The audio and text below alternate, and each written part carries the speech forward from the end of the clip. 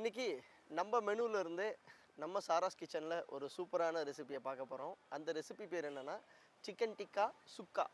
So ஒரு north Indian style, ஒரு south Indian style ரெண்டும் மிக்ஸ் பண்ணி ஒரு எம்மியாக ஒரு சுக்கா எப்படி செய்கிறதுன்னு நம்ம பார்க்க போகிறோம். வாங்க போகலாம் கிச்சன். பீயில் வேணாலும் இதை மேரினேட் பண்ணி குக் பண்ணி எடுத்து வச்சுக்கோங்க. ஒரு 5 பீஸு தேவையான கொத்தமல்லி கொஞ்சம் கட் பண்ணிக்கோங்க.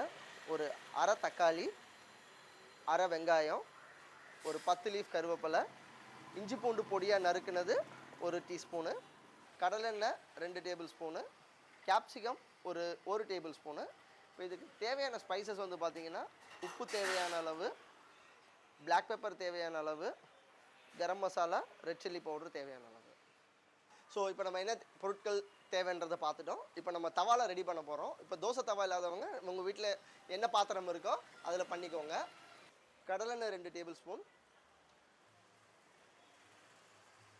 எண்ணெய் சூடானதுக்கப்புறம் இஞ்சி பூண்டு, கருவேப்பிலை,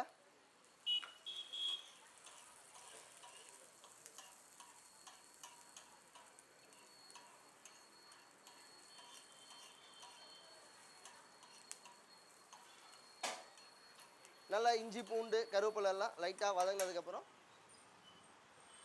அரை வெங்காயம் பொடியாக நறுக்குனது அதையும் போட்டு நல்லா வதக்கிக்கலாம். இது வந்து நீங்கள் தோசை தவாவில் தான் செய்யணும் இல்லை. தோசை தவாவில் செய்யும்போது டேஸ்ட் ரொம்ப நல்லா இருக்குன்றதுக்காக நான் அதில் காமிக்கிறேன். உங்கள்கிட்ட எந்த ஒரு பேன் இருந்தாலுமே நீங்கள் அதில் பண்ணலாம். ஏன்னா இரும்பு கல்லில் பண்ணும்போது சுக்காவோட டேஸ்ட் அவ்வளோ சூப்பராக இருக்கும். இப்போ ஒரு அரை தக்காளி, 1 டேபிள் ஸ்பூன் அளவுக்கு குடமிளகா பச்சை கலர், நீங்கள் எந்த கலர் வேணாலும் எடுத்துக்கலாம். கலர்ஃபுல்லாக நீங்கள் எல்லோ போடலாம், ரெட்டு போடலாம், க்ரீன் போட்டுக்கலாம், என்ன கலர் வேணாலும் போட்டுக்கலாம். ஸோ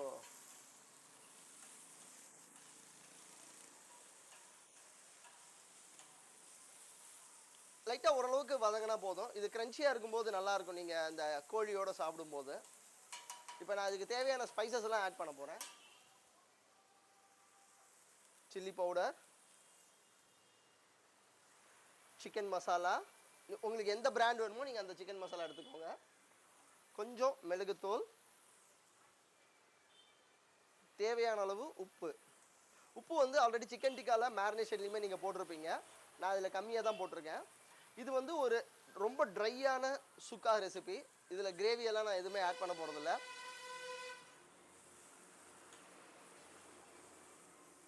ஸோ இப்போ இந்த மசாலா போட்டு நல்லா வதக்கினதுக்கப்புறம் நம்மக்கிட்ட இருக்கிற சிக்கன் பீசஸ் 5 சிக்கனை நான் வந்து ஆல்ரெடி குக் பண்ணி எடுத்து வச்சுருக்கேன் பாபிக்யூ ஸ்டைலில்.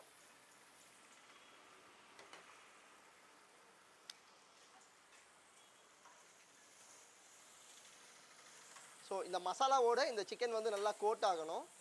ஸோ கோட் ஆச்சுன்னா ரொம்ப சூப்பராக இருக்கும். சிக்கனை வந்து நீங்கள் 2ஆக கூட கட் பண்ணிக்கோங்க பெருசாக இருக்குது அப்படின்னா. ஸோ உங்களுக்கு எடுத்து சாப்பிடும்போது குட்டி குட்டியாக இருந்ததுன்னா ரொம்ப அழகாக இருக்கும்.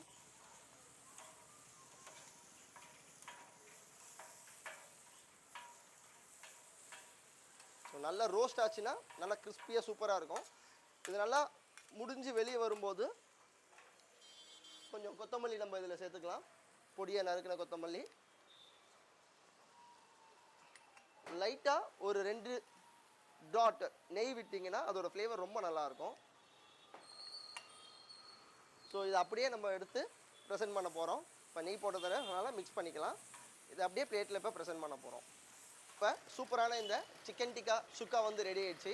இதை நீங்கள் வந்து சப்பாத்தியோடு சாப்பிட்லாம், இல்லை ரோல் மாதிரி வச்சு ரேப் பண்ணி சாப்பிட்லாம், இல்லை தயிர் சாதத்தோடு வச்சு சாப்பிட்லாம், இல்லை நீங்கள் ஒரு அப்பிடைசராக சாப்பிட்லாம். நீங்கள் எதுக்கு வேணாலும் இதை எடுத்துக்கலாம். ரொம்ப சூப்பராக இருக்கும். சவுத் இண்டியன் அண்ட் நார்த் இந்தியனோட இனோவேஷன் டைப்பு.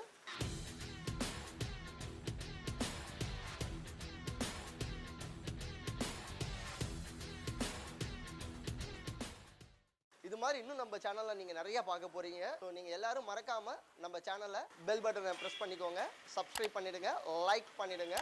மீண்டும் ஒரு சூப்பரான ரெசிபியில் சந்திக்கிறேன். Until then bye from doctor chef Kumaresan Gokulanathan, culinary director, Sara's meat and food.